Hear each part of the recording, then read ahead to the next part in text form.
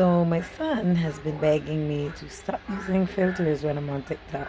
And truthfully, I couldn't figure out how to turn it off. Um, because he thinks it's deceptive and gives the wrong impression, and that is not what I want. So, um,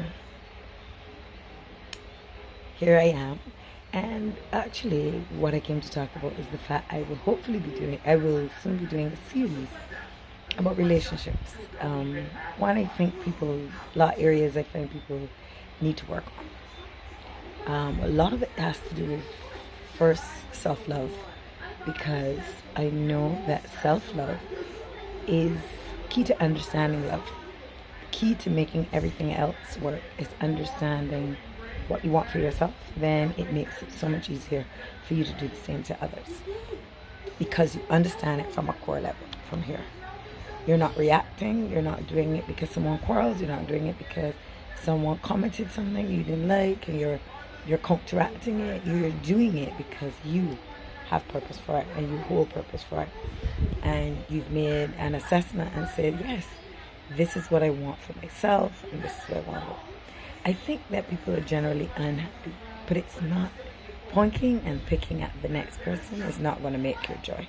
It's not a man and a woman thing. It's a you thing. What do I need to do to make me a better individual? What are areas I need to accept quickly or learn how to accept faster? What are areas I could do better in for me? Because you're really here to grow virtues. So what virtue do you really want to possess? Are you working on possessing? I'm sorry for my noisy background. It's Saturday night.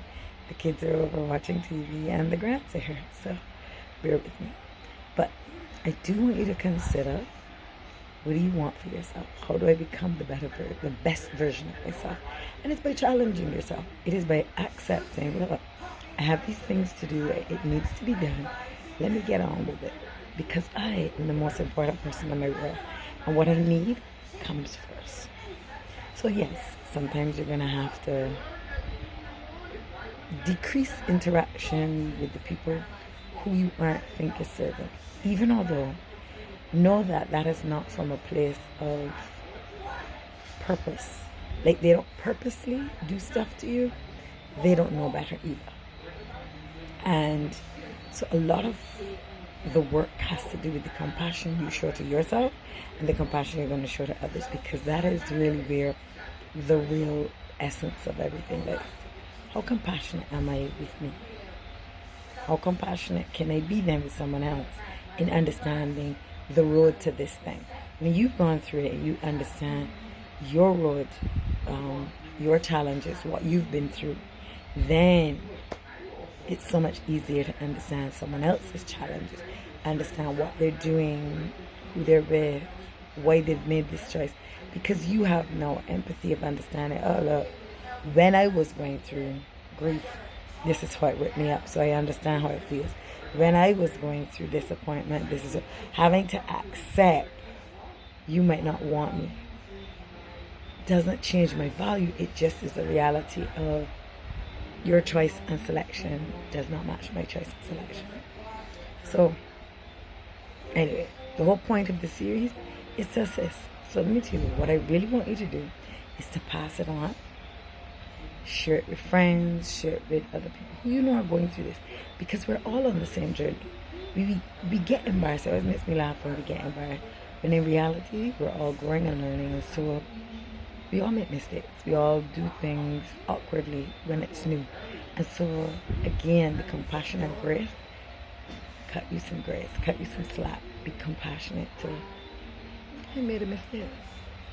Oh, I didn't do that the best. I didn't approach that in the best way. But maybe I wasn't in my best place. How do I keep myself at a constant best place? How do I pick myself up when I feel like crap and still at least go through the most basic? Recently, I have had a series of very tough challenges. And I was belly aching and complaining about everybody and everything. Everything was getting on my nerves. And I know for a fact that whenever you see that, I'm going through a growth spurt. And because growth spurts are so uncomfortable, it makes your nerves edgy, so you're full of fear. Everything is, you're second guessing yourself. You're kind of offset, right? So you're edging at everybody around you, and that's when people make you, or you notice something's going on with you because you're so irritated by other people. You don't have a lot of tolerance. And I'm going through this transition, and it's a rough one. And I had to remind myself because it started to stress me. I know because I get ulcers in my mouth, or my skin gets unusual rashes, and there's no stressing.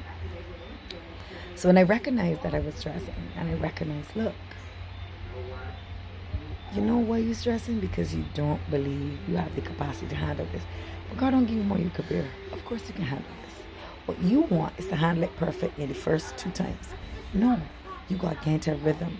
You got to practice. You got to get better at it. You got to get wrong to get right. You got to make mistakes. Forgive you for the mistakes. And then go back at it again. But I couldn't remember that in the moment, you know? In the moment, all I could see was, how much work this is. How much things I got to do. How many little pieces this got. And I have to constantly make peace with myself. Because people are putting demands on me.